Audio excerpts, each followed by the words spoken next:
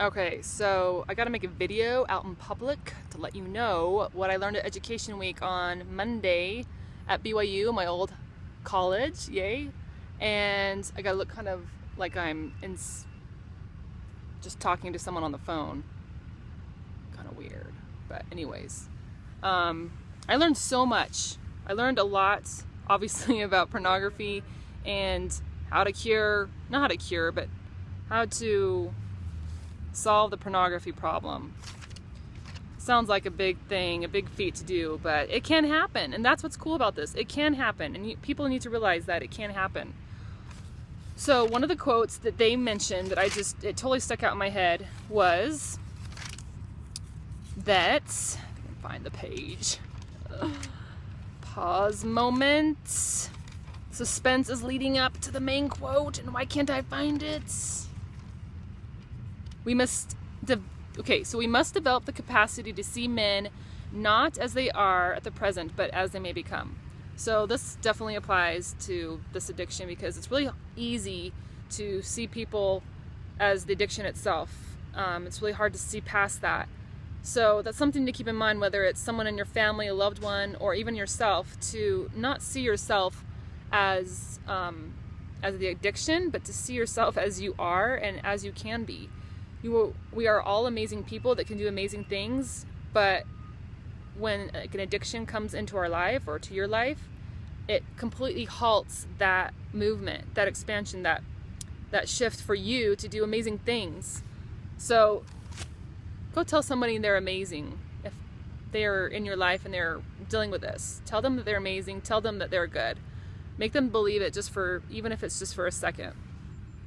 Also, something that they talked about was patterns. There's so many programs out there. Like 12-step program.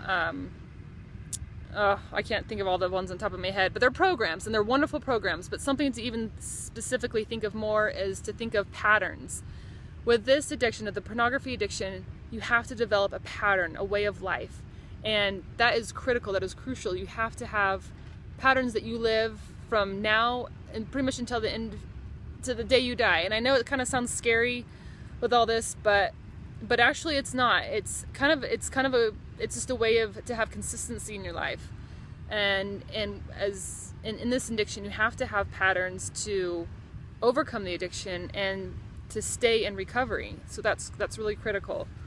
Very excited. Next month we are going to have a guest speaker on our podcast, someone who very willingly said yes to my request. His name is Donald Hilton Jr.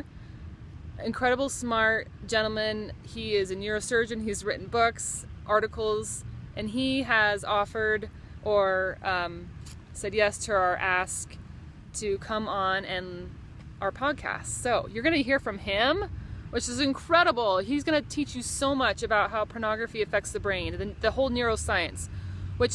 Honestly, if you're on the fence and you're trying to debate whether pornography is wrong or not, when you listen to him, or even right now, if you go type up his stuff and listen to what he says, you are going to really be blown away about, and your view will change as you see what pornography really does to the brain. It gives you a whole new look on it.